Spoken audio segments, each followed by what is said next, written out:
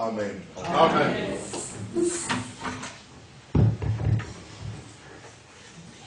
Gloire soit rendue au Seigneur, qui conduit merveilleusement les pas de ses enfants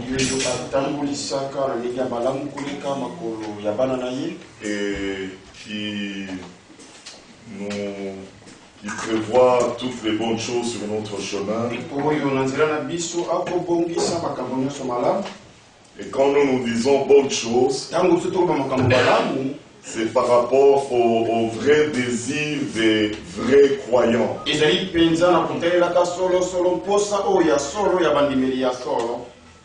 Les désirs des vrais élus.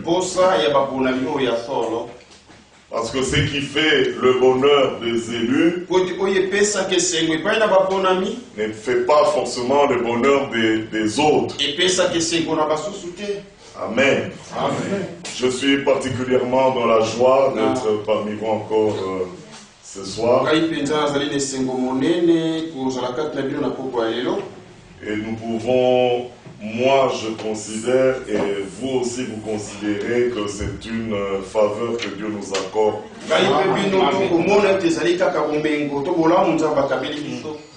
Nous ne voyageons pas pour en promenade ou en vacances. Mais nous voulons partager et nous entretenir dans les paroles qui nous concernent.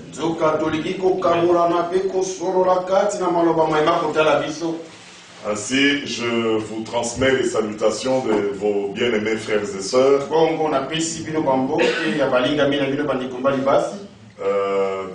Particulièrement de l'Imité à Kinshasa. Amen. Amen. Oui. Et de certains hommes de Dieu qui savaient que j'allais venir et qui ont demandé aussi que je vous salue de leur part.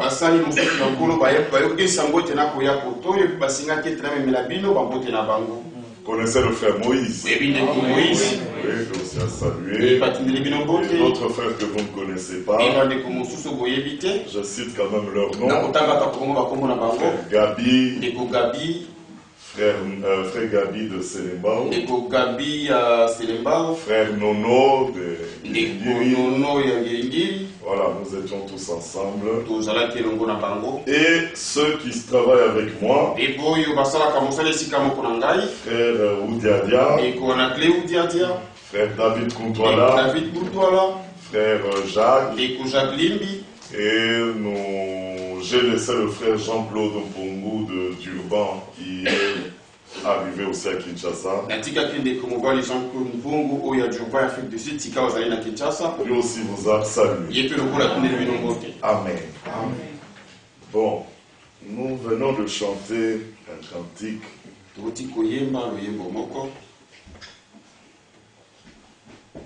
Et ça c'est très profond. Parce que bon, c'est vrai qu'ici il dit je ne sais pourquoi. Dans les couplets, hein. Je ne sais comment. Mais dans le refrain, il y a quand même cette forte déclaration, mais je sais. Ah, il y a des choses qu'on ne comprend pas, qu'on ne sait pas expliquer. Vous avez les miracles que le Seigneur fait dans notre vie. On ne sait pas expliquer. Mais nous les vivons. Nous en sommes des témoins.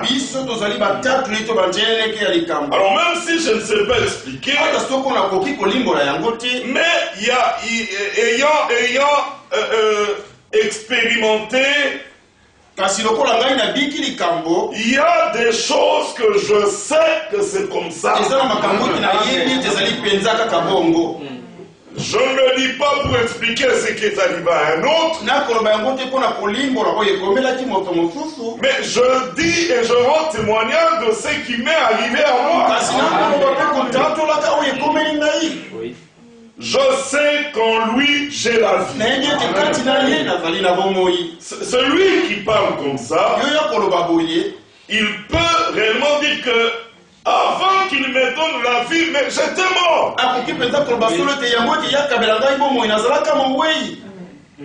Il ne lit pas seulement comme il est écrit dans Éphésiens.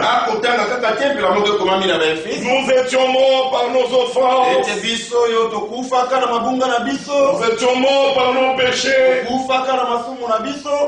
Alors on entend dire, oui c'est écrit comme ça. Mais non, quand un racheté lit ça, il dit mais c'est vrai. C'est pas qu'il est écrit nous étions non. Moi j'étais mort. Je sais de quoi il s'agit quand il est écrit, quand on dit que nous sommes passés de la mort à la vie. Je le sais. Amen. Mais quand on ne sait pas expliquer, c'est parce qu'il y a des choses qui ne dépendent pas de nous. Mais Dieu l'a fait. Je ne sais... voilà. Je ne sais pas comment... Non, là, je prends le premier couplet. Je ne sais pourquoi dans sa grâce Jésus m'a tant aimé. Ah ça on ne saura pas l'expliquer. Parce qu'il y en a d'autres qui essaient d'expliquer. Il m'aime parce que moi je ne suis pas comme les autres. Moi, vous savez, depuis mon jeune âge, j'ai fait, je suis, je donne. Il explique. Il n'y en a pas. Nous disons, si nous l'aimons, c'est parce que lui nous a aimés. Non, toi explique. C'est pourquoi. Pourquoi il a aimé? Qu'est-ce qu'il avait attiré en toi? Comment tu vas expliquer? Je ne sais pas. Mais je sais qu'il m'a aimé. Alors là, il y en a qui ils disent à un moment, il m'a aimé. Et puis à un moment, il dit, moi je vois que Jésus n'aime pas. Mais où est la preuve de son amour? Mais dans la Bible, il est écrit dans Romains chapitre 5. Hein, nous pouvons le lire.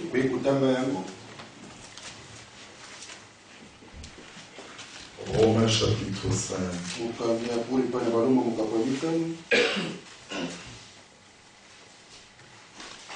À partir, je ne voudrais pas beaucoup lire. Voilà, le verset 8 directement. Romains 5, verset 8. Mais Dieu prouve son amour envers nous.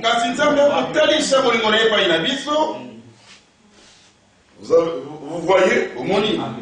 Alors ne me demandez pas une autre preuve. Moi, la preuve de son amour, c'est ça. Dieu prouve son amour envers nous. On sait que lorsque nous étions encore des pécheurs, Christ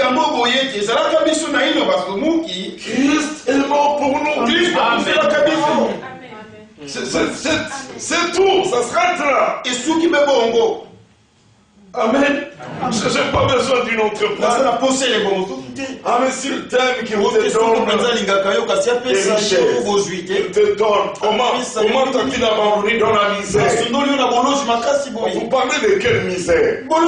C'est la misère sociale ou la misère comme il est écrit dans Pierre? Orgueilleux, sentez votre misère, sentez votre état de péché. Et dans Ecclésiaste, comme il est dans Lamentation, et puis Ecclésiaste aussi. Bon, prenons d'abord Lamentation. Pourquoi l'homme se plaindrait-il des malheurs qui lui arrivent? Qui dira que quelque chose n'arrive si le Seigneur ne l'a ordonné? N'est-ce pas de lui que viennent les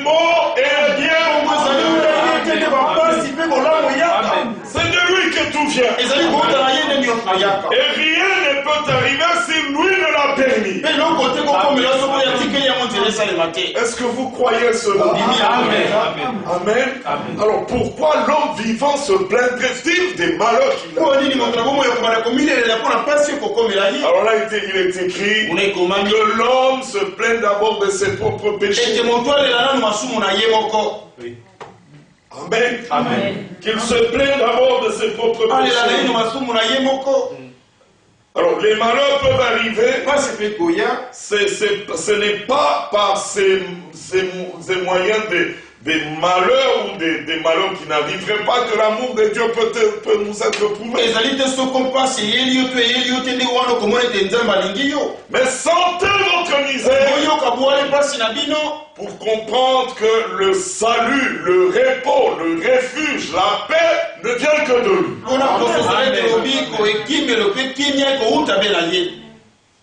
Amen. Bon, vous connaissez ce passage. Nous avançons comme ça, c'est pas que nous préparons les prédications. C'est Pierre. C'est que je suis en train de dire. 1 Pierre chapitre 5. Il est dit. On avait même lu à l'introduction un passage concernant les jeunes. Au verset 5, il est écrit, chapitre 5. De même, vous qui êtes jeunes, soyez soumis aux anciens. Et tous, dans vos rapports mutuels, revêtez-vous d'humilité. Car Dieu résiste aux orgueilleux, mais il fait grâce aux humbles. Maintenant le verset 6 dit, humiliez-vous donc sous la puissante main de Dieu, afin qu'il vous élève au temps convenable. Amen. Qu'il vous élève lui-même au temps convenable. L'autre passage, je crois que c'est dans Jacques.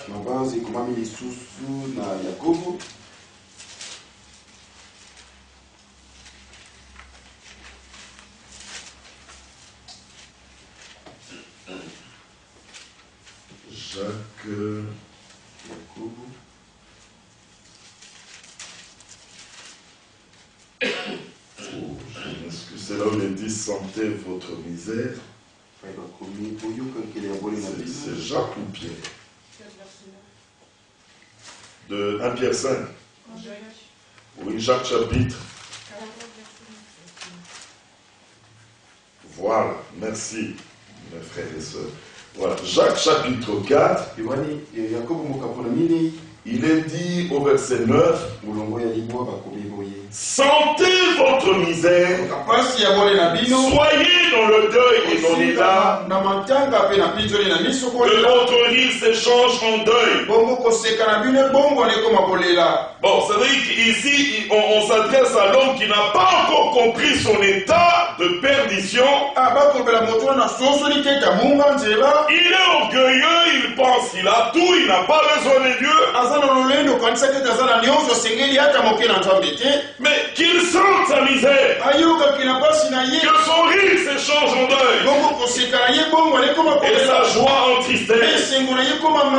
Humiliez-vous devant le Seigneur et il vous élèvera. On voyez le parallèle que je fais avec en prenant Jacques et Pierre. Humiliez-vous sous la main puissante de Dieu, il vous élèvera. Et ainsi, toujours dans la même pensée, sentez votre misère, afin que vous humiliant, Dieu vous élève. Mais il y a des hommes qui n'ont pas senti cet état. Mais celui qui a senti sa misère. Donc je voulais faire la différence entre la misère sociale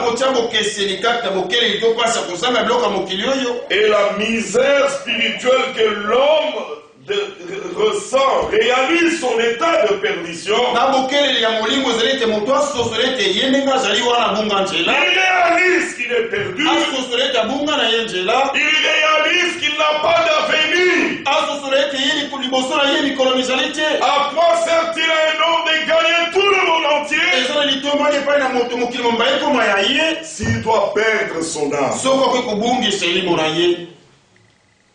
C'est ça, c'est l'homme insensé. Il regarde seulement ce qu'il possède. J'ai tout. Il y a la parabole de l'homme qui avait fait une abondante récolte. Il regarde tout ce qui a été engrangé. Et il se dit, oh mon âme, regarde, tu en as suffisamment pour 7 ans. Repose-toi en paix avec tout ce que tu as. Donc pas de soucis, pas d'inquiétude sur le lendemain. J'ai tout, j'ai tout. Et la réponse de Jésus, c'est quoi? Insensé, tu ne sais pas que ton âme te sera redemandée aujourd'hui même. Donc l'homme repose sa confiance dans des choses qui ne nourrissent que la vie naturelle.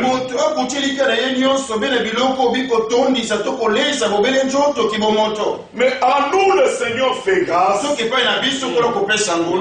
pour que nous regardions aux choses impérissables, aux richesses éternelles, qui fait que même quand je ne possède rien maintenant, mais j'ai la plus grande chose que le monde n'a pas. Alléluia. C'est pour cela que dans notre marche, quelles que soient les difficultés, quelles que soient les afflictions du moment présent, la Bible dit, nous ne perdons pas courage. Vous connaissez ce passage? 2 Corinthiens, chapitre 4. Regardez dans quelle pensée cela est sorti ici au verset 16. C'est pourquoi nous ne perdons pas courage. Et quand même notre homme extérieur se détruirait, regardez, notre homme intérieur se renouvelle de jour en jour. Ah, ça nous le constatons. Et c'est ça qui fait notre force. Verset 17. Car nos légères afflictions du moment présent. Ne parlez pas des afflictions des autres ou des temps passés. Non, des afflictions du moment présent. Il nous touche directement. Car nos légères afflictions du moment présent, écoutez, produisent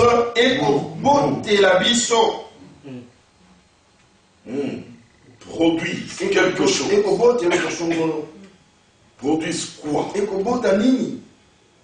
Il dit, produisent pour nous au-delà de toute mesure. Ici il est dit un poids. Mais d'autres versions disent une masse. Et quand on dit sans mesure, ça veut dire une chose dont vous ne pouvez pas mesurer la quantité. Une masse infinie, éternelle, de gloire. Amen. Ah, l'humiliation précède la gloire. Ça, en tant qu'enfant de Dieu, ce sont des principes, de règles que nous croyons que c'est comme ça. C'est pourquoi nous ne faisons pas un problème à ceux qui veulent nous humilier. Tu veux m'écraser, écrase-moi. Tu veux m'éliminer, mais diminue-moi. Mais je sais que l'humiliation, celui que vous voyez abaissé, la Bible dit abaissé pour un peu de temps. Dans Pierre, il est dit, nous soyons attristés pour un peu de temps, par diverses épreuves. Celui qui a abaissé pour un peu de temps, Jésus, nous le voyons couronné de gloire et d'honneur. Alléluia. Alors si nous souffrons avec lui, nous régnerons avec lui. Alors acceptons l'humiliation. Celui qui est sûr, un frère, celui qui est sûr de sa position finale, il ne fait pas de problème à celui qui l'injurie, qui l'insulte. Tu iras où toi? Qu'est-ce que tu es? Moi et toi, moi je suis. Mais rira bien qui rira le premier. Alors fais tout ce que tu veux. Moi je sais qu'il y a une gloire qui m'attend. Alléluia. Et Pierre lui dit, considérant l'héritage qui vous est réservé. Est-ce que vous êtes d'accord avec ça? Il y en a qui n'aiment pas le réservé. Donne-moi maintenant. Moi, je veux maintenant. Oh, réservé. Alors nous, on n'a rien. Mais il y a quelque chose qui est réservé. Alléluia. Alors nous, nous aimons ce qui est réservé. Alors on est dit par rapport à ce qui est réservé, un héritage qui ne peut se détruire, qui ne peut se corrompre. Ah, qui vous est réservé. Amen. Non, frère, moi j'aurais bien voulu que ça soit là. Comme ça, j'aurai aussi sujet de me glorifier par rapport à ces mondains. Que moi aussi je dise, regardez, je suis propriétaire de ça, de ça, de ça. Vous me réservez dans les cieux. Je ne le vois pas. Oh, mais l'enfant de Dieu, lui, il voit. Parce que la foi est une révélation. Une assurance des choses que l'on ne voit pas encore. Mais la foi te démontre que la chose est là. Alors qu'il illumine les yeux de votre cœur, pour que vous sachiez. Mais je sais, c'est ça. Quand lui j'ai la vie, tu dois savoir. Alors quand tu sais la grandeur de l'héritage qui t'est réservé, bien déclaré, mais c'est ça qui fait votre joie. Amen. Voilà des hommes sur la terre qui se réjouissent des choses qu'ils n'ont pas encore. Qui se glorifient des choses qu'ils ne possèdent pas encore. Et c'est ça qui fait leur joie. Alléluia. Amen. Et bien aimé, si nous nous disons héritiers, c'est que l'héritage existe. Amen. Bon, montre-le nous maintenant. Regarde, le nôtre, nous, c'est là, c'est poussé. Alors, dans certaines églises, ils disent, nous aimons un Dieu du tikota. Oh, attendez. C'est quoi ça? Nous aimons le Dieu aussi des promesses. Quand il promet, il dit, si tu ne le vois pas encore, attends-là. Mais je te dis d'abord ces paroles, et puis ces paroles étaient gravées. Là, il était dit grave-les sur des pierres. Pourquoi? Afin qu'on la lise.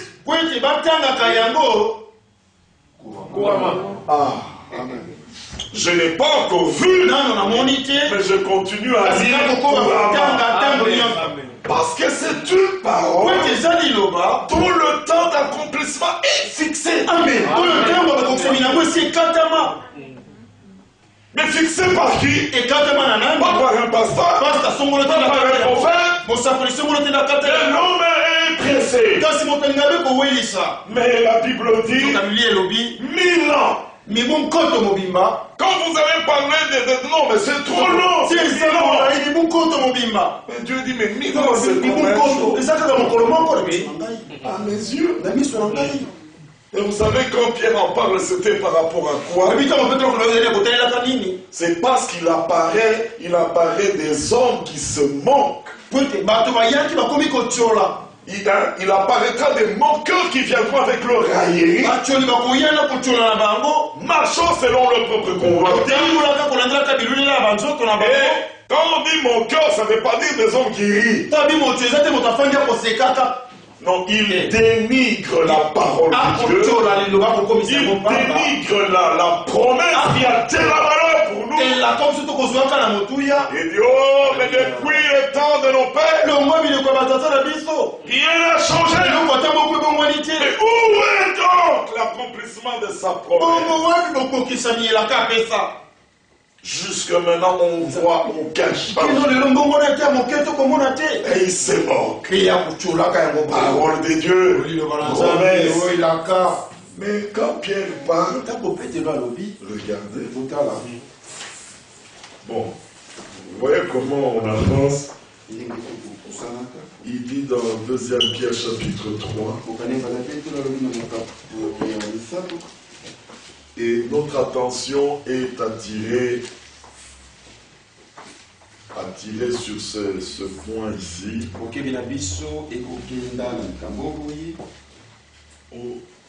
Ah, il y a une montre au fond là-bas.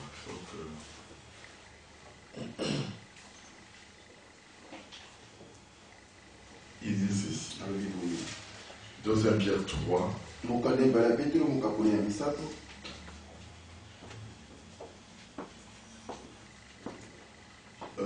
On peut même commencer à partir du verset 1. Voici déjà bien aimé la seconde lettre que je vous écris. Dans l'une et dans l'autre, je cherche à éveiller par des avertissements votre saine intelligence. Afin que vous vous souveniez. Ah, n'est-ce pas?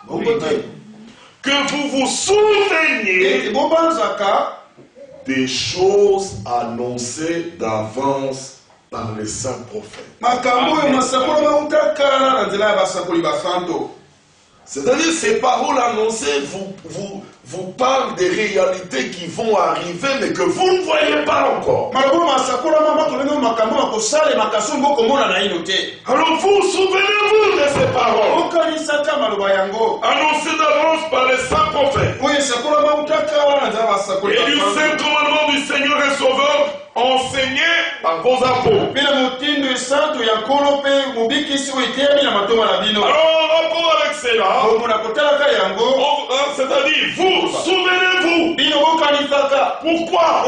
Sachez que dans les derniers jours, il viendra des moqueurs avec le raillerie et marchant selon leur propre convoitise. Il dit, où est la promesse de son avènement? Quand on dit avènement, vous savez de quoi il s'agit? C'est le retour du Seigneur Jésus-Christ, qui est aussi une forme de promesse qu'il a donnée à son église. Je m'en vais vous préparer une place. Quand j'aurai terminé, je reviendrai et je vous prendrai avec moi. Il a promis de revenir. Il y a plusieurs venues de Jésus-Christ sur la terre, mais il n'y a qu'un seul retour qui lie l'épouse, l'église de Jésus-Christ. Et remarquez que nous avons une position spéciale par rapport à cet avènement. C'est que nous serons parmi les vivants, restés pour le jour de son avènement.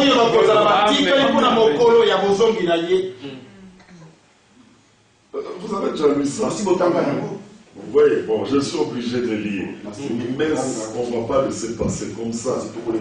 C'est 1 Thessaloniciens 4. Je vais juste prendre cette expression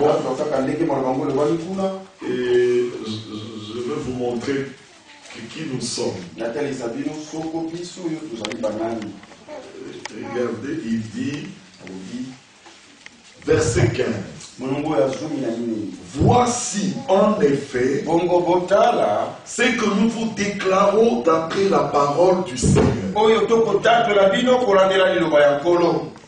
Maintenant, lisons la suite. Nous les vivants. Quels vivants? Restez pour l'avènement du Seigneur. Vous avez vu? Nous sommes restés sur la terre pour faire quoi? Pour nos projets, pour nos ambitions. Il y a des hommes qui sont nés spécialement sur la terre pour être les vivants de cette écriture. Amen. D'autres vivants de notre génération sont morts. Il y a des chrétiens, des vrais enfants de Dieu, mais qui vont nous précéder. Nous les enterrons. Nous pleurons leur départ. Mais il y en a qui sont nés dans cette génération. Oh, comme Moïse. Oui. Ça veut dire, quand tu n'as pas encore pris ta place de lui, tu ne comprends pas le sens de ta vie.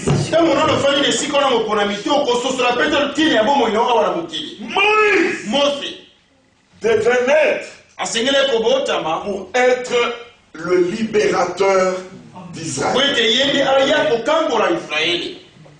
Dieu le connaissait, Dieu le voyait. À cause du rôle qu'il devait jouer, regardez que sa naissance était particulière. Il est né dans une période difficile.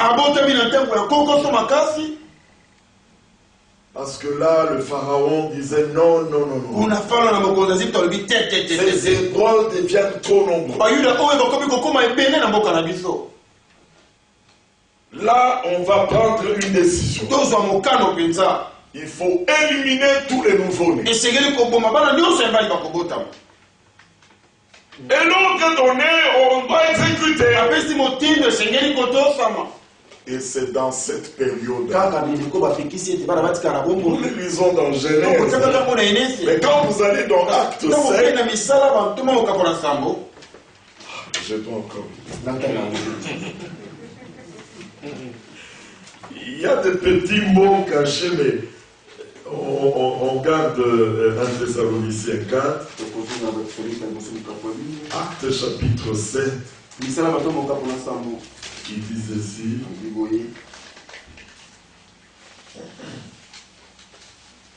Nous sommes au verset. Oh, je suis allé trop loin. Voilà, c'est au début. Voilà, verset 17. Lisez très bien. Le temps approchait où devait s'accomplir la promesse que Dieu avait faite à Abraham. Je ne veux pas lire très vite parce que ça peut vous passer, alors lisons lentement. Le temps approchait où devait s'accomplir la promesse que Dieu avait faite à Abraham. Ici, comprenez que nous aussi, nous sommes dans un moment où le temps où la promesse doit s'accomplir et s'approche. Et le peuple s'accrut et se multiplia en Égypte. Jusqu'à ce que parut un autre roi qui n'avait pas connu Joseph. Écoutez la suite. Ce roi, usant d'artifice contre notre race, donc toutes les décisions ciblaient une race.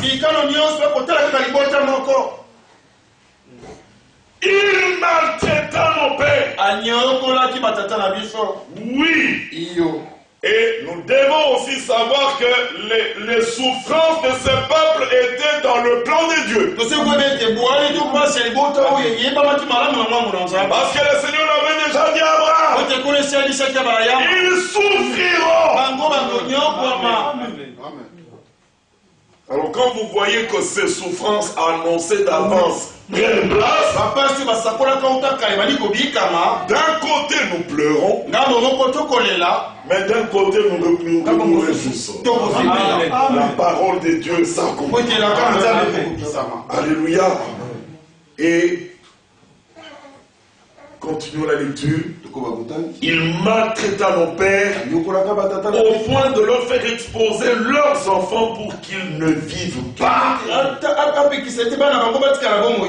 Donc, les souffrances, maltraiter le peuple arriva jusqu'à ce point-là de faire périr. Maintenant, le verset 20 déclare. À cette époque,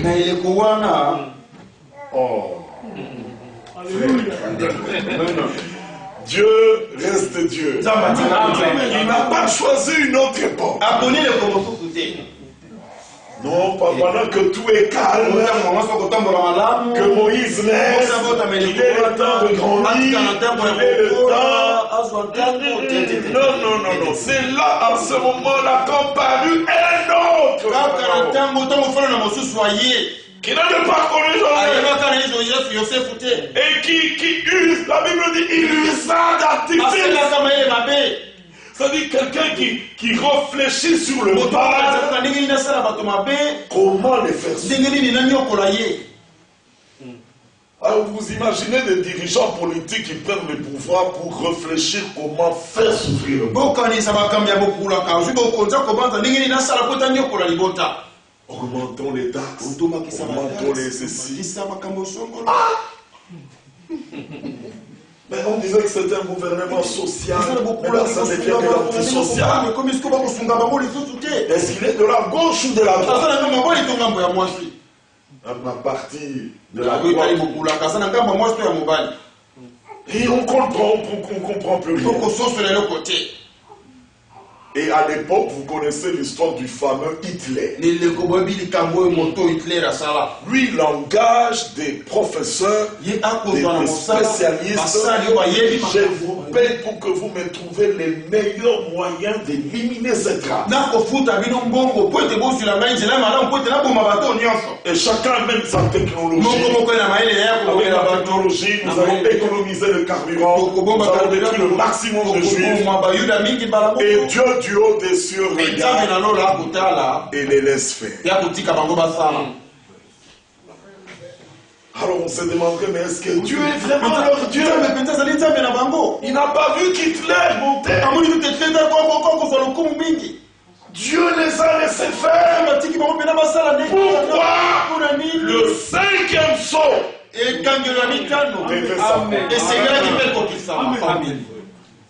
Personne ne peut changer la parole de Dieu. Amen. Alors ne soyez pas des chrétiens mal formés qui refusent la souffrance, qui refusent d'être maltraités. Et quand ils voient qu'on veut arrêter Jésus,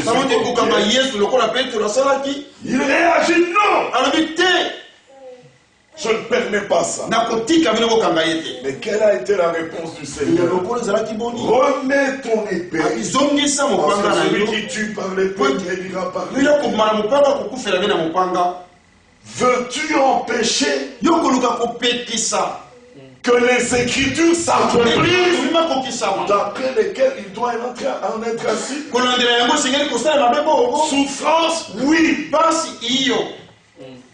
Et à cette époque, verset 20, à cette époque, naquit Moïse, qui était bon aux yeux de Dieu. Oh frère, remercions le Seigneur que nous aussi nous soyons nés dans cette époque. Alléluia. Alors pendant que les ordres du roi s'exécutaient, attrapez tous les enfants, allez, faites les péris. On a même donné l'ordre aux femmes sages. Dès que l'enfant est né, si c'est un garçon, tuez-le. N'a pas de problème avec les filles. Mais les fils mâles, il faut les tuer. Mais la Bible dit, Dieu inspira ces femmes pour qu'ils ne tuent pas les enfants. Et le peuple continue à se multiplier. Alors le pharaon dit, mais j'ai donné des ordres. Mais les femmes sages, qu'est-ce qu'elles font? Et les femmes sages répondent, oh chef, le problème c'est que les femmes hébreues là ne sont pas comme nous. Dès que les douleurs commencent, nous arrivons, l'enfant est déjà né. On ne sait pas faire autrement. Et la Bible dit, Dieu fit du bien à ses femmes. Il fit prospérer leur maison. Mais elle n'était pas de la race du peuple. Dieu peut faire du bien à ces hommes-là pour qu'ils nous laissent tranquilles. Mais ils ne sont pas de notre peuple. C'est pour dire que notre bénédiction est quand même supérieure à la leur. Alléluia. Donc si Dieu approuve, il veut faire une faveur à son peuple, il est capable de toucher même les incrédules pour assurer la faveur de ses enfants. Qui qu'ils soient, autorité, préfecture, mairie, non. Dieu reste Dieu. Maintenant, c'est à toi de connaître si tu es vraiment fils de ce Dieu. Mais quand on commence à te voir pleurer, le Seigneur comment. Bon, là, on ne sait pas si c'est vraiment un enfant. À cette époque, naquit Moïse. verset 21. Et quand il eut été exposé, non, pas Kotalisama, Kochama na momekano, c'est-à-dire que la maman a abandonné l'enfant de peur qu'on vienne attraper l'enfant dans la maison. Regardez dans quelle époque naquit Moïse et comment sa vie fut préservée. Un bébé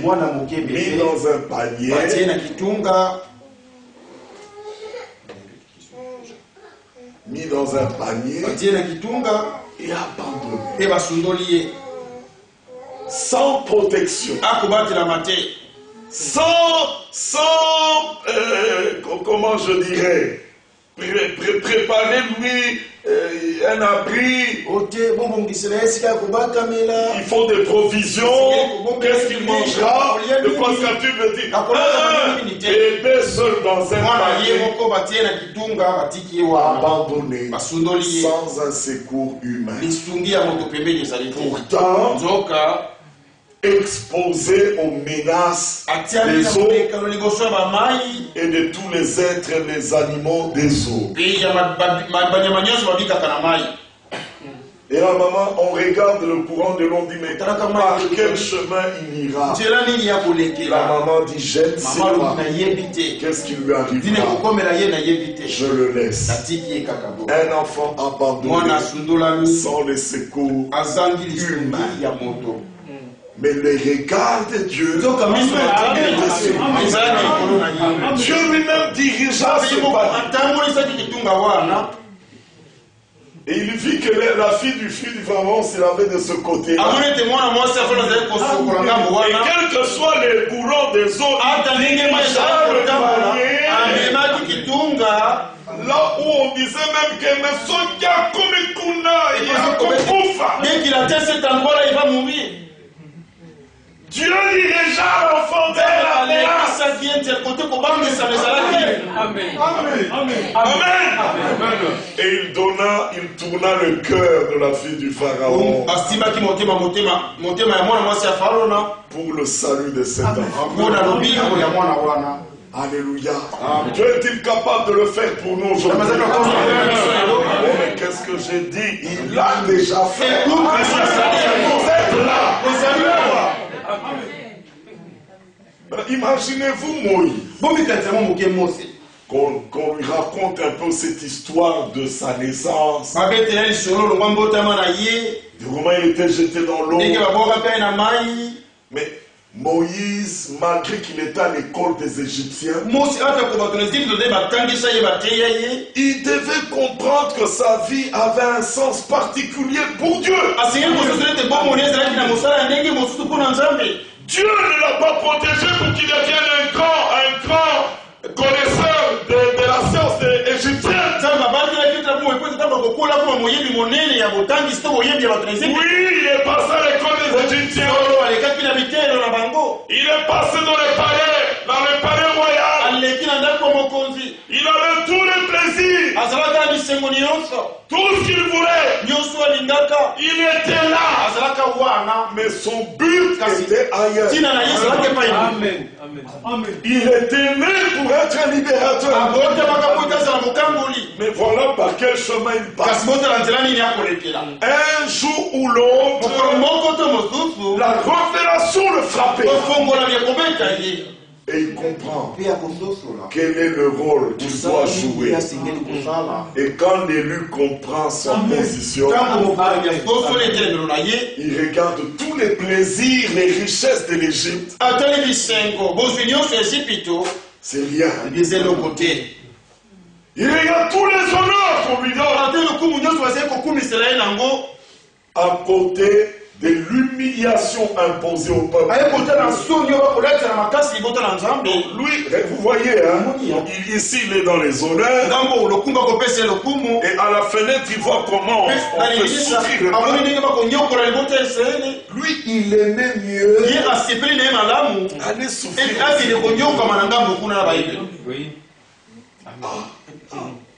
Quel est l'homme normal?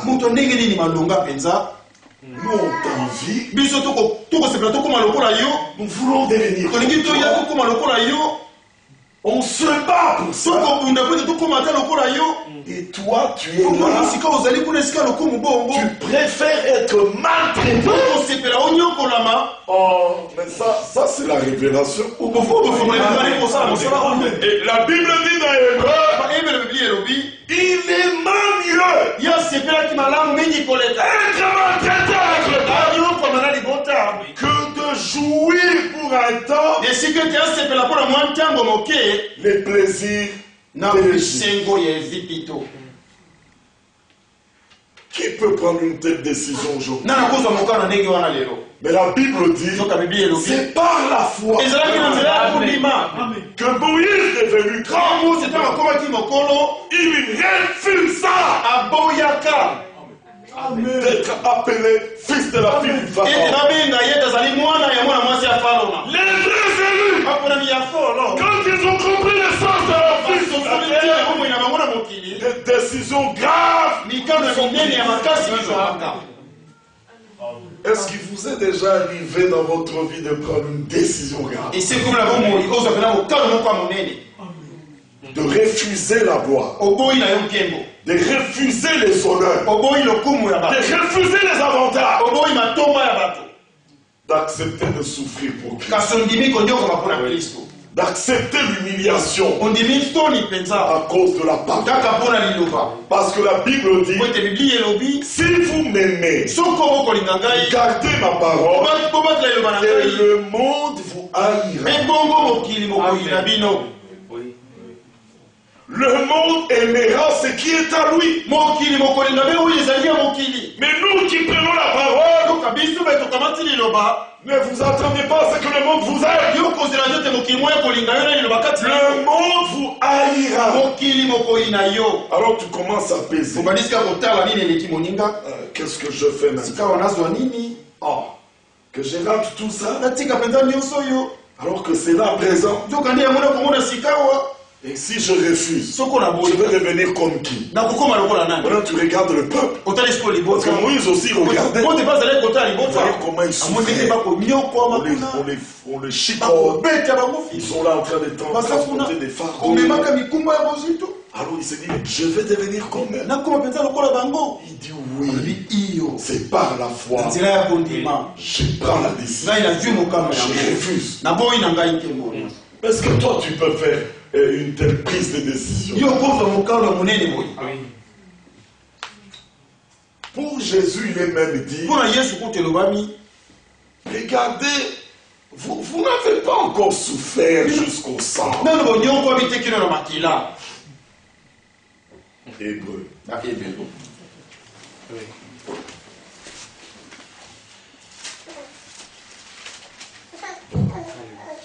Moi, je pensais parler d'autre chose. Je me dis, mais j'ai fait tous ces kilomètres pour ne parler que de ça. Mais pour Dieu, c'est très important. Amen. Ils disent ici, verset 1, Hébreu 12. Nous donc aussi, puisque nous sommes environnés d'une si grande nuée de témoins, rejetons tout fardeau.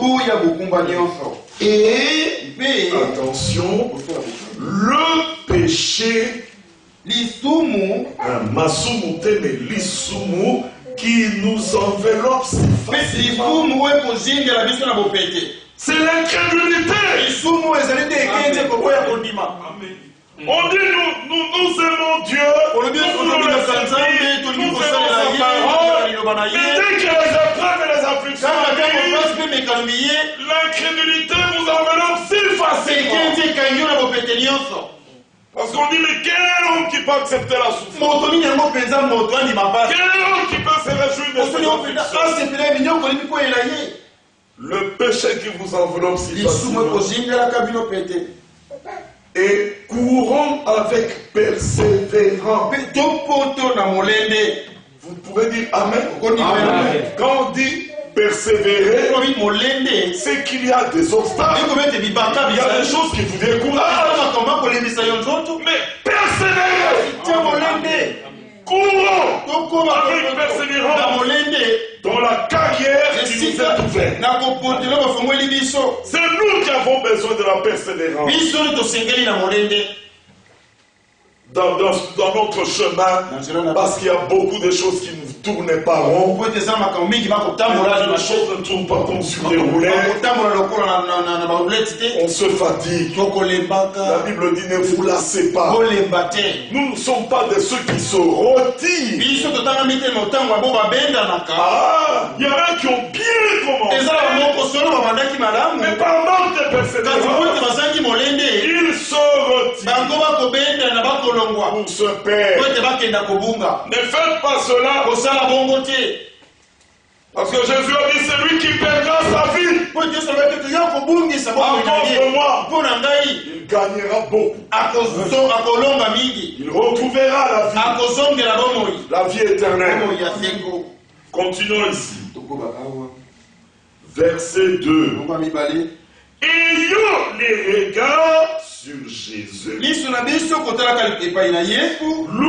qui suscite la foi et l'amène à la perfection. Maintenant lui là, écoutez ce que lui avait fait. En échange de la joie. En échange, c'est-à-dire pour un zoyango.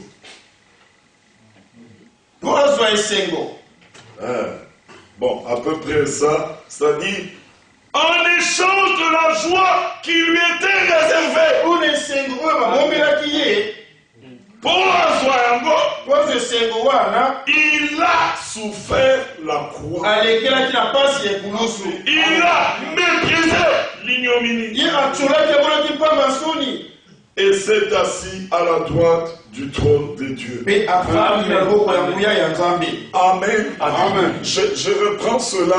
C'est pour gagner cette joie qu'il a accepté de passer par ce chemin. De souffrir, de mépriser l'ignominie. Il a souffert la croix. Mais il savait qu'en passant par ce chemin, il gagne une joie. Amen. Verset 3. Considérez. Regardez-le très bien. Et réfléchissez quelques instants. Considérez en effet celui qui a supporté contre sa personne une telle opposition de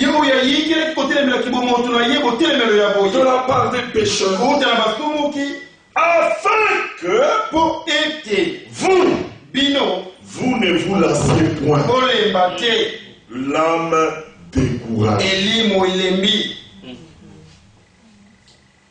Quelle est notre force pour ne pas perdre courage, pour que l'âme ne soit pas découragée? Considérez-lui. C'est que lui a accepté quelle opposition contre sa personne. Il a accepté. Et moi, alors moi je dois garder ma personnalité, je dois garder mon identité, parce que je ne suis pas n'importe qui. Alors tu veux garder ton propre moi, et tu refuses de perdre. Mais de quoi te glorifies-tu? Le païen, il ne connaît pas la richesse que Jésus nous a apportée. Alors ils mettent leur gloire parfois dans les choses qui font leur honte. Mais la Bible dit que l'homme riche ne se glorifie pas de sa richesse. Que le sage ne se glorifie pas de sa sagesse. Je dirais que c'est celle qui est belle, qu'elle ne se glorifie pas de sa beauté. Parce que tout ça, ça passera. Amen. S'il y a un sujet de se glorifiez-vous de connaître le Seigneur. Amen. Amen. Amen. De le connaître, lui qui donne la vie. Et glorifions-nous dans le Seigneur. Alors vous, verset 4, vous n'avez même pas encore résisté jusqu'au sang en luttant contre le péché. Et vous avez déjà oublié l'exhortation qui vous a adressée comme à des fils. Alléluia. Amen. Bon, revenons à 1 Thessaloniciens 4. C'est pour dire que regardez dans quelle époque nous sommes. Dans quelle époque nous vivons. Mais nous sommes là. Et tu dois prendre conscience du rôle que tu as à jouer. Comme Moïse. 1 Thessaloniciens 4. Nous, les vivants, restés pour l'avènement du Seigneur.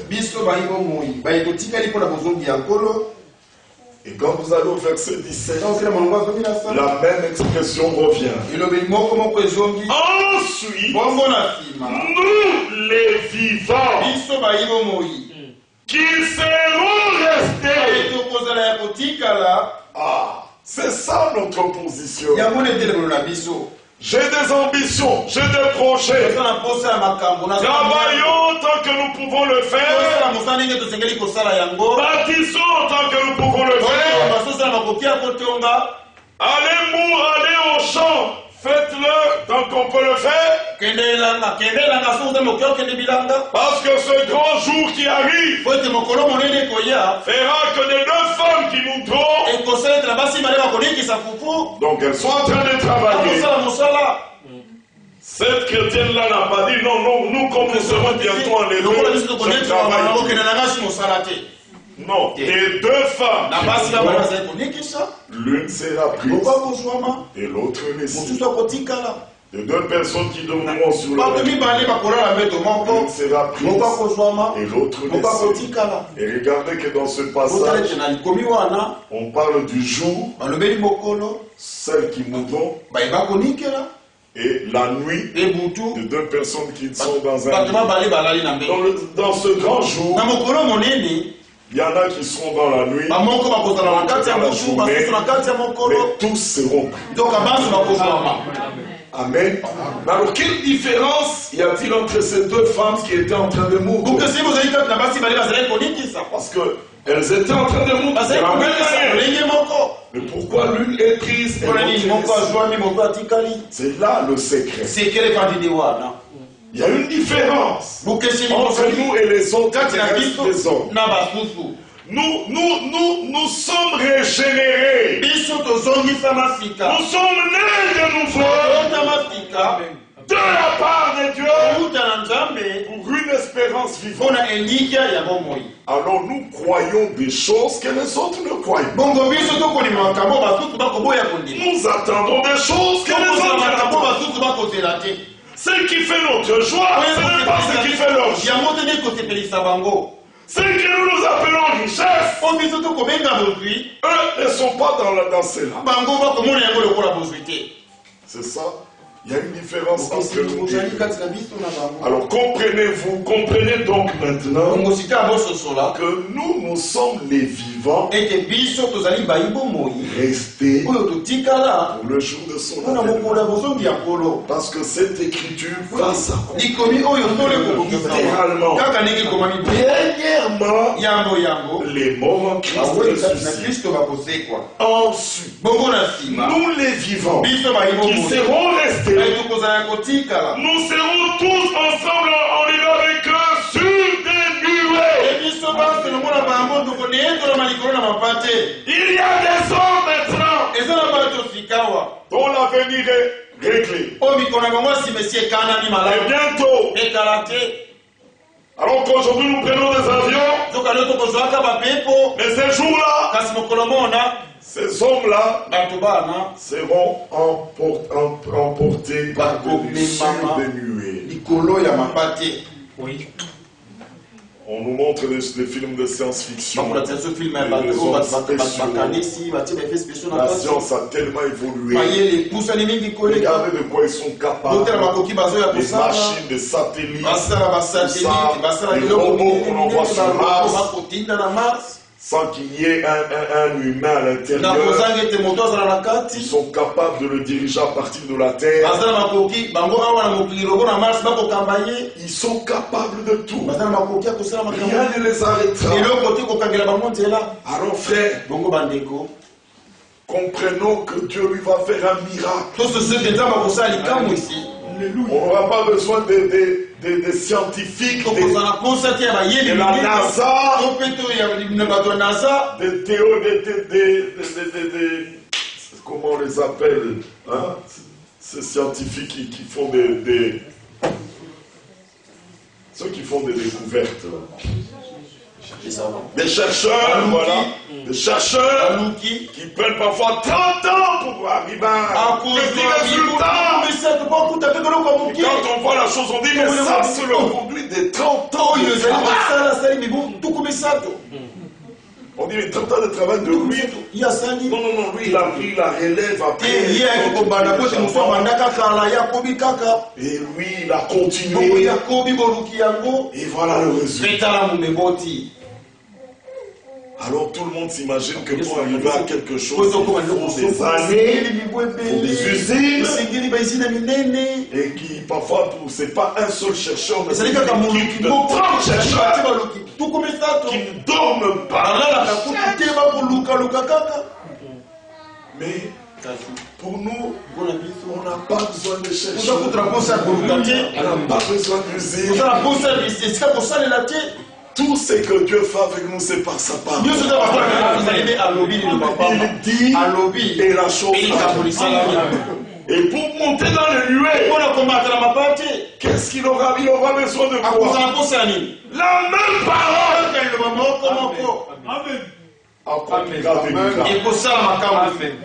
Et nous disons, c'est par la foi que nous croyons que ce monde existe par la parole.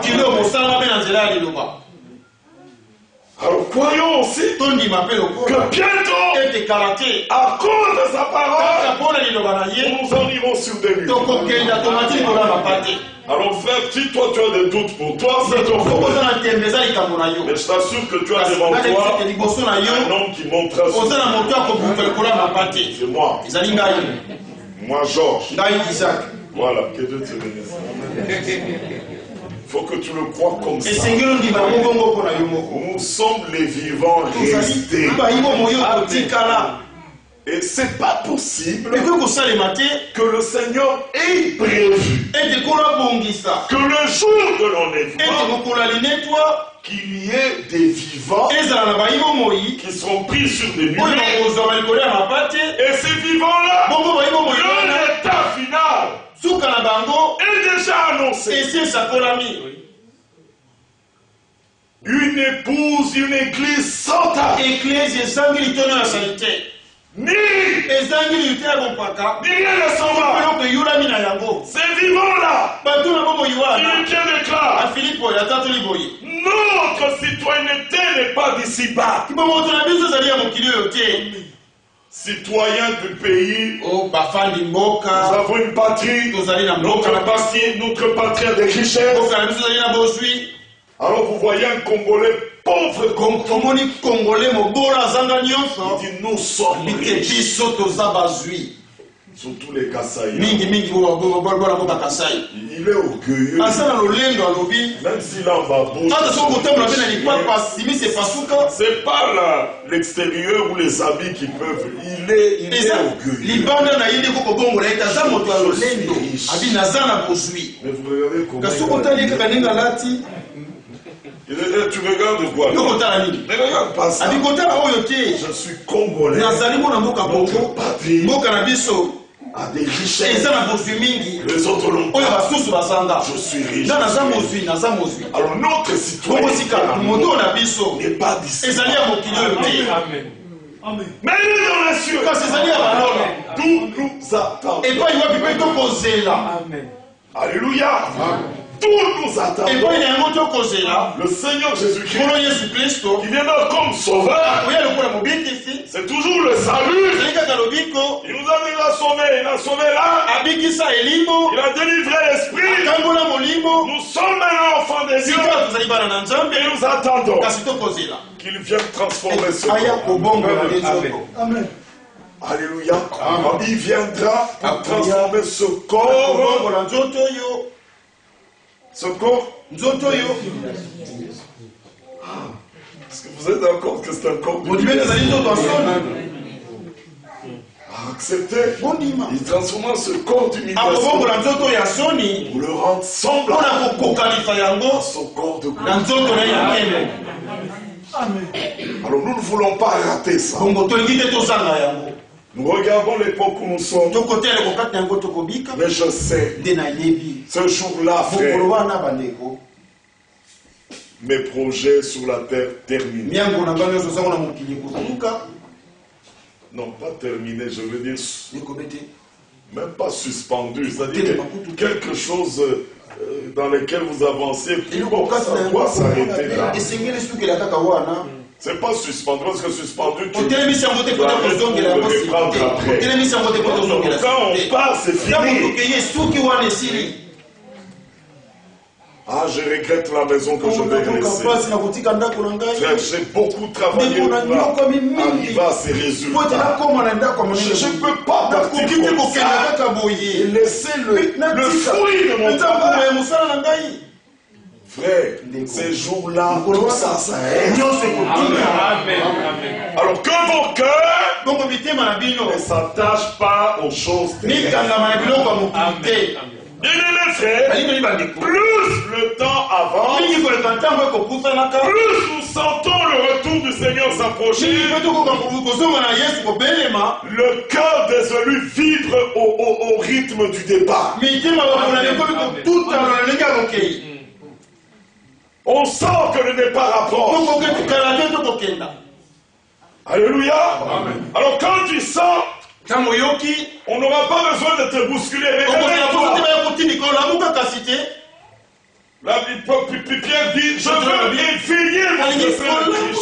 Vous vous souvenez des paroles annoncées dans alors, nous faisons bien de prêter attention à la parole prophétique. Vous dites Amen. Ah. Pendant que les événements se bousculent et passent à très grande vitesse, économique, religieux, vous avez vu Sochi, les Jeux Olympiques à Sochi. Quel miracle! En 6 ans, une ville nouvelle est née. Il n'y avait rien là. Mais ils ont mis, je ne sais pas, le nombre de milliards. 37 milliards consacrés pour que cette ville naisse et existe. Pendant que vous voyez ces choses arriver, vous faites bien de prêter attention. Et que celui, quand vous verrez c'est la chose arrivée, que celui qui fasse attention. Il y a une différence entre celui qui est sous l'impact de la révélation et celui qui ne l'est pas. L'autre continue sa vie sans avoir été interpellé. Il n'est pas sous l'impact de la révélation. Mais celui qui a été saisi, vous verrez la différence. On n'a pas besoin de le bousculer. Son attitude, son comportement, ses décisions Tout ça s'est fait sur base de la révélation. Et on le voit. C'est qu'il fasse attention. On a maintenant des hommes avertis. Comme Noé. Hébreux 11. Il fut divinement averti des choses qu'on ne voyait pas. Oui, on revient aux paroles du début. Les choses qu'on ne voit pas. Nous avons l'assurance qu'elles existent. Et la Bible dit, celle-ci, d'une crainte respectueuse, il se mit à bâtir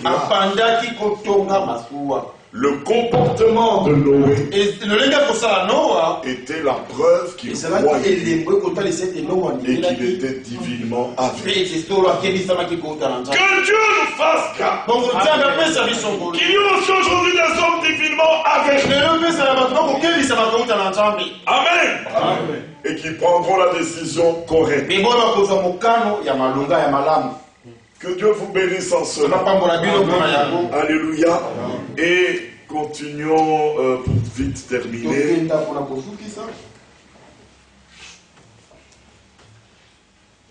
Dans Philippiens.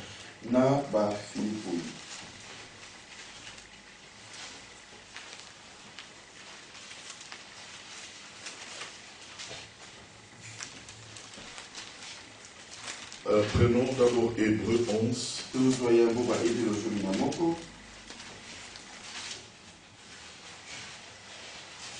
Il est dit au verset 8, c'est par la foi qu'Abraham, lors de sa vocation, obéit et partit pour un lieu qu'il devait recevoir en héritage, et qu'il partit sans savoir où il allait. Ah! Voilà l'impact de la révélation. Mon frère, où vas-tu? Oh, Dieu m'a appelé à sortir de ma tribu, à quitter mon peuple. Et je m'en vais dans le désert. Mais vers un lieu qu'il ne connaissait pas. Mais c'est par la foi qu'il obéit. Parce que vous avez vu le terme obéir. L'obéissance va de pair avec la foi. Le comportement, l'attitude de ta réaction est une preuve de la foi que tu as. Il obéit. Et le voilà parti. Mais il ne sait pas là où il va. Es-tu certain de là où tu vas? En as-tu vu les contours? Et tu acceptes de perdre ce que tu as maintenant pour aller vers un inconnu. Frère, la foi ne raisonne pas. Amen. La foi croit ce que Dieu a dit. Je ne sais, dans le cantique il y a ce couplet qui dit, je ne sais quelle est la mesure de joie et de douleur et que pour moi, faible créature, réserve mon sauveur. Je ne calcule pas. Je ne prévois pas. Mais Dieu, lui, il prévoit tout. Toi, fais-lui confiance. Non, frère, moi, avant de bouger, où je sois sûr, il faut que je voie d'abord. Alors quand je compare, je dis, ce que vous me proposez, c'est intéressant. J'aurai 2 fois le salaire. Là-bas, il y a la sécurité sociale. Là-bas, non, on ne peut pas refuser. Et voyez comment il traverse la mer Méditerranée. au risque de leur vie. Et ce sont des embarcations. Je ne sais pas comment ils arrivent à entasser 200 personnes dans cette petite embarcation. Parce que moi, normalement, je dirais, mais est-ce qu'il y a encore de la place? Si moi je dois prier, je veux qu'il y a plus de place. Non, mais quand on aspire, on se bat pour ça. Même quand on me dit non, place est si libre. Il n'y a plus de place. Oh, on a compté le matin. Non, je vais me tenir debout même là au coin. Les deux partout seulement. Oh! Regardez comment les gens se battent pour un meilleur avenir. Ils se battent pour ça. Mais nous, Jésus a bien dit, dans la maison de mon Père, il y a plusieurs demeures. Si cela n'était pas, je vous l'aurais dit. Mais il nous l'a dit. Croyons-le. Et combattons, travaillons, persévérons. Même au risque de notre mort, au péril de notre vie. Allons-y. La gloire est certaine. Amen. Il obéit sans savoir où il allait. Frère, que je laisse tout comme ça. Je ne sais même pas où je suis en train de partir. Je ne sais pas qu'est-ce qu'on va me donner là-bas. Avec Dieu, nous acceptons. Et au fil des temps, vous savez, le Seigneur, il est le meilleur. Il sait de quoi nous sommes faits. Et il nous fait passer par des chemins. Comme il dit dans Deutéronome, je t'ai fait passer par un chemin difficile. J'étais humilié par la faim. Dieu dit ça. C'est pas Satan. Dieu dit, je t'ai fait passer par ce chemin difficile afin de voir les sentiments de ton cœur. Il ajoute, je t'ai fait souffrir en te faisant manquer le pain afin de t'apprendre que l'homme ne vit pas seulement de pain, mais de toute parole qui sort de ma bouche. Alléluia. Croyons-le. Il est sage. Dans n'importe quel chemin il va passer, c'est pour notre bien. Alors, dans ce chemin, apprenons à lui faire confiance. Si hier tu murmurais, arrête de murmurer.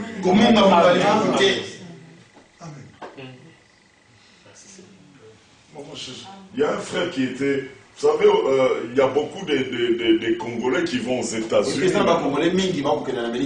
avec le jeu de loterie.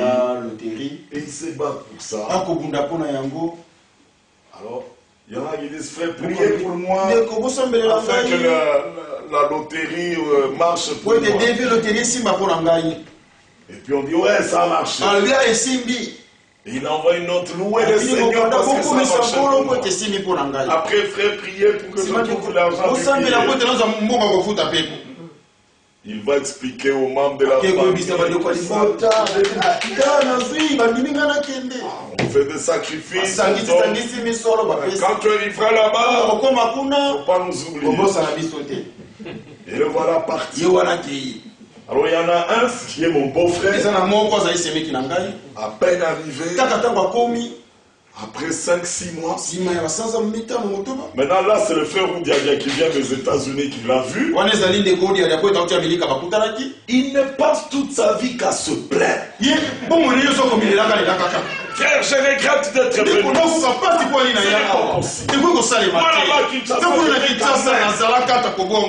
J'avais quand même. Ici, on me propose le travail de balayeur.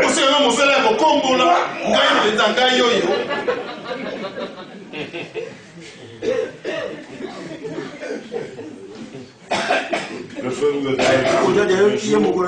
Le deuxième jour, dès qu'il ouvre sa bouche, moi je regrette. Je peux rentrer. Frère Oudiaga, tu t'imagines? Alors là, frère Oudiaga l'a grondé. Mais ça, c'est quel langage? Priez pour moi.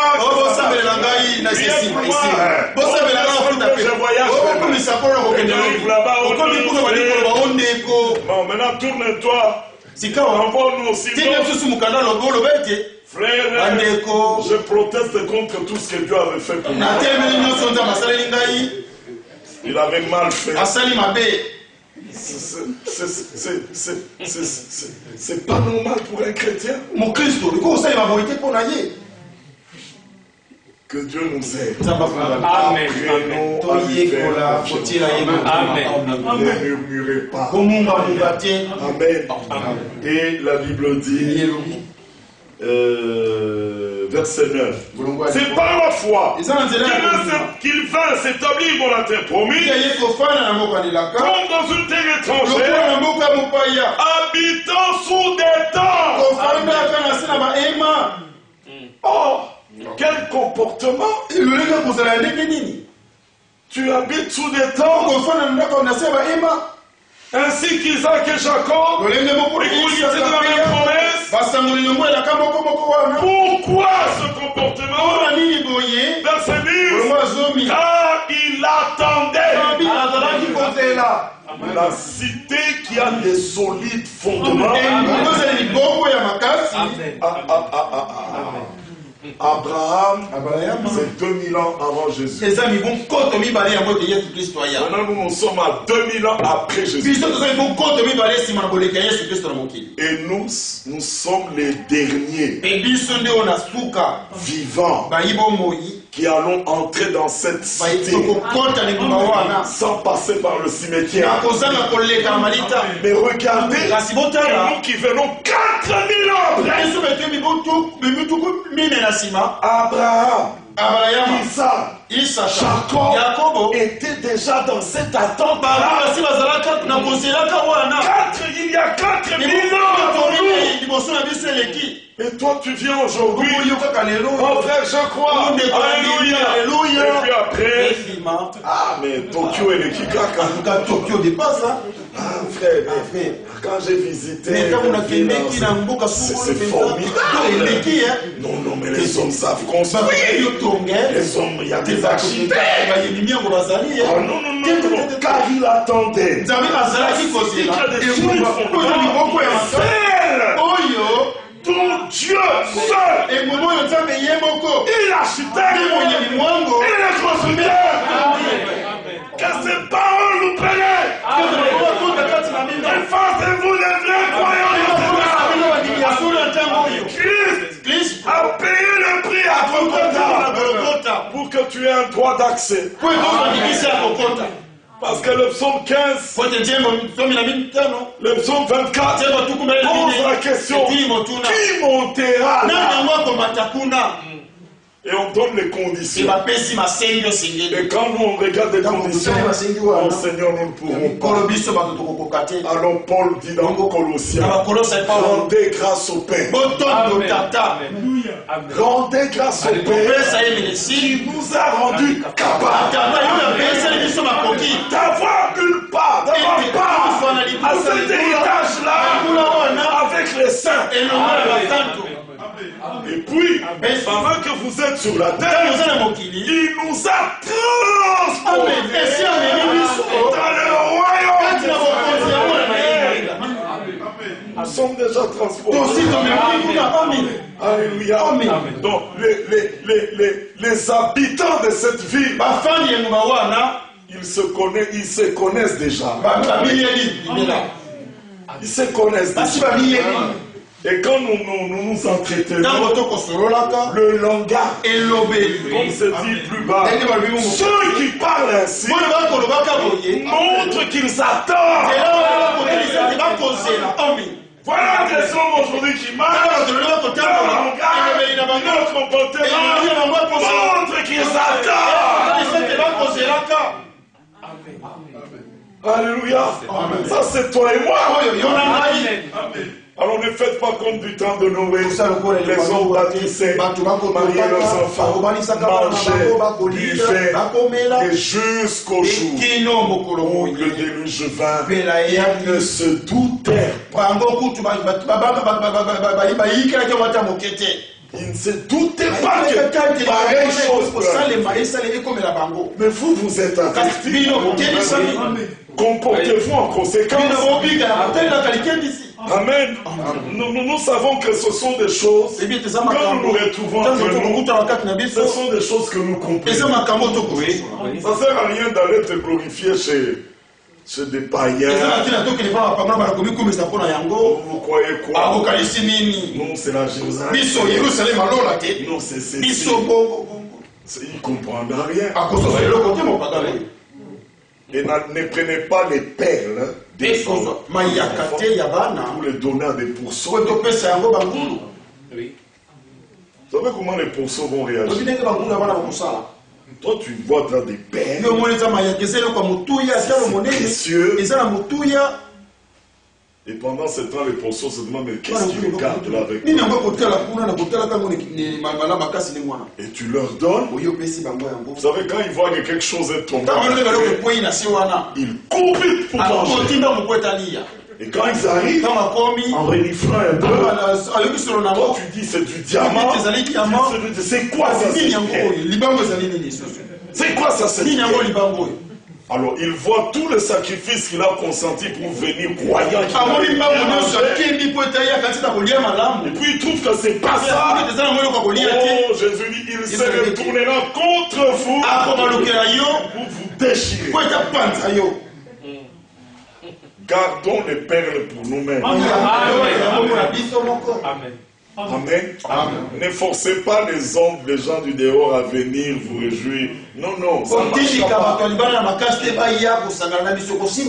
marchera pas. Laissez-les.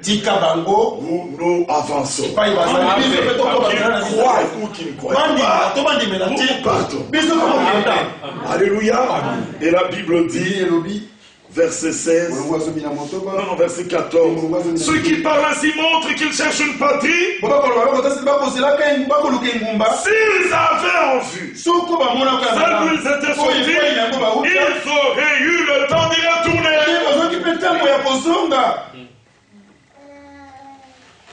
Mais maintenant, ils ont désiré une meilleure, c'est-à-dire une céleste. C'est pourquoi Dieu n'a pas honte d'être appelé leur Dieu, car il leur a préparé une sainte. Amen. Que le Seigneur nous fasse cette grâce. Amen. Ne soyons pas, c'est-à-dire, nous nous préparons à partir. Alors, non, pour nous c'est sûr. Alors ne soyez pas nos accompagnateurs. Ça va parfois quand on va à l'aéroport, surtout quand c'est un Congolais qui vient en Europe. Toute la famille. C'est un miracle. Tout le monde veut l'accompagner à l'aéroport. Ils peuvent même prendre 3-4 véhicules. Vous allez où? Non, on va l'accompagner, notre frère. Il va à Paris. Et ils arrivent au péage de l'aéroport. Comme chez nous, les Congolais. Vous voyagez? Non. On est venu accompagner. Donc, beaucoup de monde fait juste pour une personne. Et ils entrent à l'aéroport. Et on l'aide à transporter les valises. Vous faites tout ça, mais vous ne partirez pas. Vous nous aidez à tenir nos cultes. Tu arranges même la salle. Mais tu ne partiras pas. Et là, chez nous, il y a un espace réservé aux passagers. Mais il y en a qui trichent. Moi, je suis tel. Alors on fait passer et tout le monde rentre même dans cet espace. Mais ils ne partiront pas. Il y en a même qui suivent les formalités. Où est-ce qu'ils en sont là? Mais ils prennent comme ça, pourquoi? Donc dis non, les gens de vaccination. Mais qu'est-ce qu'il fait? Mais il demande combien? $20. 20 $. Mais lui maintenant, il va rester. Mais il veille. Il faut hacker. Non, il faut qu'il parte. Quand tu parles là, souviens-toi, c'est moi qui avais payé les frais. Ne m'oublie pas. Ils ne savent pas dans quelles conditions le garçon va arriver. Qu'est-ce qu'il va vivre ici. Alors tout le monde dit c'est l'espoir de la famille. Quel espoir? Lui. Nous avons un frère. Quand il fallait payer le prix à la croix, nous on savait qu'on ne pouvait pas. Lui a payé afin que mes frères me suivent. Oh, quel Paris! Il va commencer à faire venir ses frères un à un. Ah, attendez, on verra. Mais Jésus, lui, il est entier le premier. Comme précurseur. Ayant ouvert le chemin. Il a inauguré.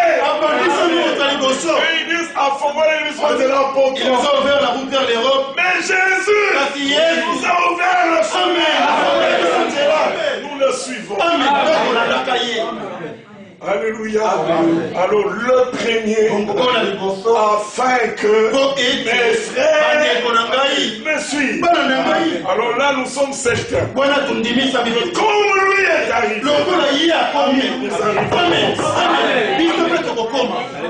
Amen. Tel il est. Et nous sommes. Alors il dit, Père, je veux que là où je vais, là où il y a ma gloire, que eux aussi soient là. Et qu'ils voient ma gloire. Il ne faut pas commencer à nous envoyer les photos de Paris, de la Tour Eiffel, pour impressionner ceux qui sont restés. Et ils commencent à rêver. Alors nous ici. Non. Le nôtre. Il est parti afin que ma gloire. Tu m'avais donné avant que nous aussi soit là. Je le veux. Alors nous le suivons dans la gloire. Nous allons être dans cette cité céleste. Frère, nous serons affaire avec Abraham, Isaac, Jacob, là dans la Jérusalem céleste. Ils ne font pas partie de l'épouse de Jésus. Ils font partie des habitants de la Jérusalem céleste. Oh frère, ne pouvons-nous pas croire? Ne pouvons-nous pas nous réjouir de cela? Ne nous accompagnez pas. Et à un moment, quand tout est terminé, les formalités terminées, l'immigration a tout vérifié. L'homme sait qu'il part. Et on continue à causer. Et quand tu arriveras, on continue à causer. Mais lui est prêt. Il va partir. Et puis l'alarme sonne. Tous les passages à destination de Paris, sur le vol tel, sont priés de se présenter pour l'embarquement. À ce moment-là, ça c'est nous. Bon. Mais on tu vas partir seulement comme ça. Non, mais vous allez mettre en retard. Les au-revoir commencent. Alors vous voyez des frères qui vous disent au revoir. Ils quittent l'assemblée. Ils sont plus là. Qu'est-ce que c'est? Au revoir. Hein? Bon, bino, moi, vous êtes sûr que vous êtes sûr que vous allez partir, nous autres là? Il faut moi, il faut d'abord que je m'occupe de ceci. Le boulot. Si je ne fais pas ça, je ne veux pas. La vie est devenue difficile. Si je ne fais pas. Mais où est Dieu dans tout ça? Que tu dises que les conditions deviennent difficiles. Reste Dieu. Mais il commence déjà à en dire au revoir. Et les voilà qui s'en vont. Parce que tant qu'on a vu ça pour qu'il y coquilles. Parce que notre porte de départ est arrivée. Je dois entrer pour l'embarquement. Alors la dernière prédication, le message du temps de la fin. C'est l'alarme finale. L'appel des passagers. Que les passagers à destination de la Jérusalem Ah, nous voilà. Et on commence déjà à voir la différence entre ceux qui vont rester. Au message de Branham. Restez. Au frère Franck. Mais on ne comprend pas ce que l'Esprit dit à l'église. Ils gardent la lettre. Ce sont des intellectuels. Seuls ceux qui prennent au sérieux parole écrite. Ne soyez pas des fanatiques. Bon, le temps est arrivé. On parlera des fanatiques après. Ne soyez pas des fanatiques. Ne soyez pas des journalistes. Il y en a qui viennent dans nos églises. Nous étions dans cette église. Vraiment, le prédicateur a apporté un beau message qui parlait de Noé. Qui parlait de ceci. Et voilà, en quelques 1h30, il a bossé. Il fait le commentaire, le montage. Après, il s'oublie. Hein. Il dit, je t'ai venu pour mon travail. Je dois encore aller dans d'autres églises. Ça ne le concerne pas. Frère, sentons-nous concernés.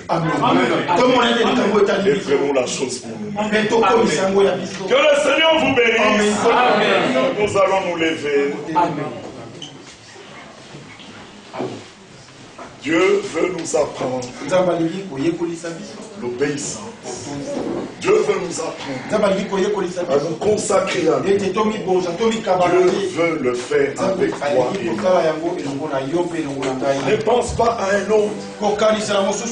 Ne pense pas à ton voisin. Mais que tu puisses te tourner. La Bible dit, approchez-vous du trône de la grâce. Notre frère Jésus a payé tout ce qu'il fallait. N'hésite pas. Ne te retire pas. Approche-toi avec un cœur honnête et sincère. Pour prendre tout ce qu'il a acquis pour toi. Et nous penserons aussi à notre sœur Odile qui vient de perdre son oncle maternel en Afrique. Que le Dieu de toute consolation console aussi notre sœur Odile. Nous allons élever nos voix après ce court cœur. Mon cœur voudrait t'aimer, assez t'aimer, pour pouvoir supporter, tout supporter. Amen, amen.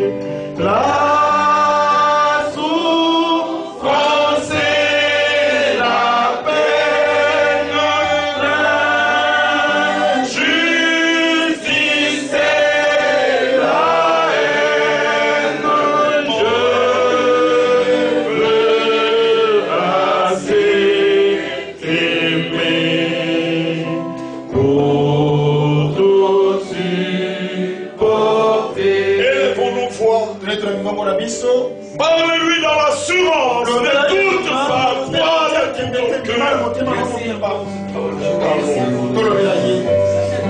Sois loué, que la voix de Deus, a realidade, precisa só prejuízo, a primeira versão hoje, Deus, só loué, a realizar, pela voix